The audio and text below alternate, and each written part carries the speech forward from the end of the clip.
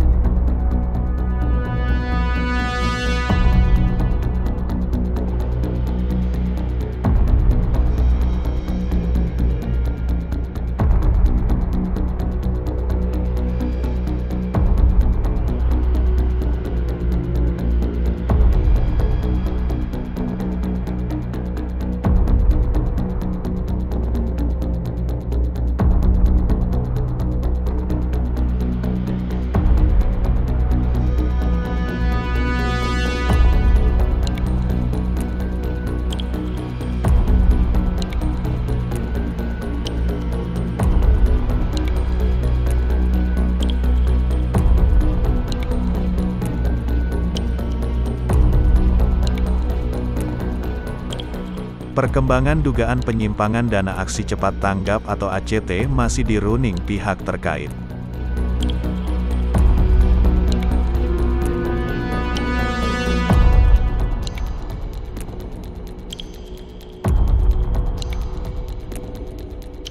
Terbaru, ditemukan adanya dugaan dana ACT itu mengalir ke seseorang dalam jaringan Al-Qaeda.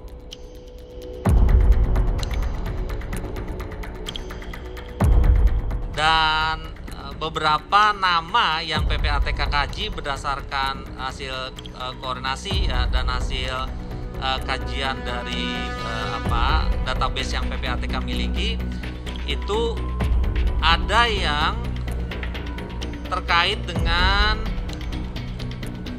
pihak yang ini masih diduga ya, patut diduga terindikasi pihak dia yang bersangkutan pernah ditangkap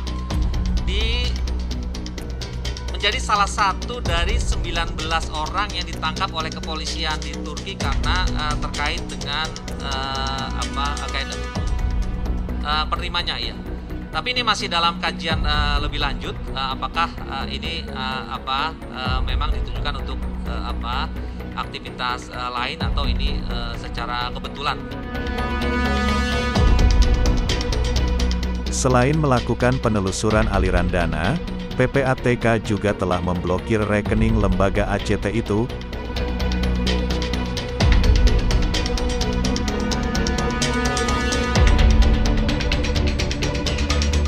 Totalnya, ada 60 rekening pada 33 bank. Terkait dengan pemberitaan yang muncul saat ini perkembangan terbaru teman-teman ya, karena kami kemudian memerlukan pendalaman lebih lanjut dan lebih serius terkait dengan data-data yang kemudian masuk dari pihak penyedia jasa keuangan. Jadi pasca pemberitaan tadi, data semakin banyak masuk dilaporkan oleh penyedia jasa keuangan karena kewajiban pelaporan pasal 23 Undang-Undang 8 2010. Per hari ini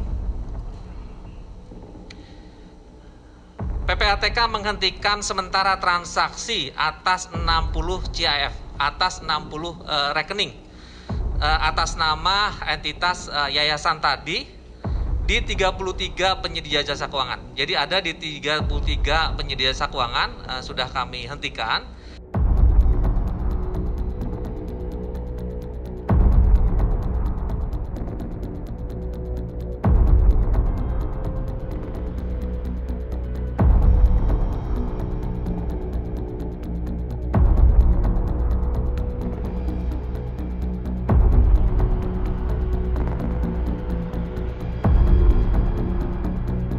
Hal lain yang juga janggal adalah soal penghimpunan uang di ACT. Kepala PPATK sebut bahwa diduga uang yang dihimpun ACT tak langsung diserahkan untuk penerima bantuan, melainkan lebih dahulu masuk ke entitas bisnis. Sudah melakukan kajian terhadap database PPATK dan itu sudah dilakukan sejak lama, dan PPATK melihat bahwa terkait dengan dana masuk dan dana keluar dari entitas tersebut pada periode yang dikaji oleh PPATK itu nilainya memang luar biasa besar ya. Jadi sekitar 1 triliunan ya. Jadi dana masuk dana keluar itu per tahun itu perputarannya sekitar 1 triliun. Jadi bisa dibayangkan itu memang banyak. Lalu kemudian PPATK juga mendalami terkait dengan bagaimana struktur entitas tadi ya, kepemilikan yayasan, kemudian bagaimana mengelola pendanaan dan segala macam. Memang PPATK melihat bahwa entitas yang kita lagi bicarakan ini itu terkait dengan beberapa kegiatan usaha yang dimiliki langsung oleh pendirinya ya, dimiliki langsung oleh pendirinya. Ada beberapa PT di situ itu dimiliki langsung oleh pendirinya, dan pendirinya termasuk orang yang terafiliasi karena menjadi salah satu pengurus gitu ya, senang ya. Lalu kemudian ada yayasan-yayasan lain, tidak hanya terkait dengan zakat, ada juga terkait dengan kurban dan tentunya terkait dengan wakaf. Lalu kemudian di bawahnya lagi ada lapisan perusahaan lagi yang terkait dengan investasi. Lalu disitulah di bagian bawah itulah kemudian ada yayasan yang kita sebut dengan yang teman-teman tanyakan pada kesempatan ini terkait dengan yayasan ACT ya.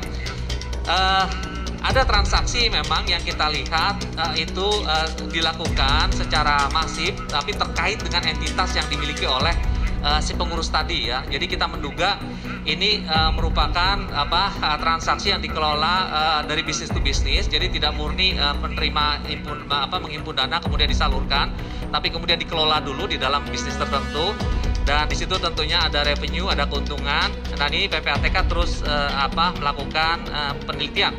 Sebagai contoh misalnya ada satu entitas perusahaan yang dalam waktu 2 tahun itu melakukan transaksi dengan entitas yayasan tadi ACT itu lebih dari 30 miliar, dan ternyata pemilik dari perusahaan tadi terafiliasi dengan pengurus dari entitas yayasan tadi.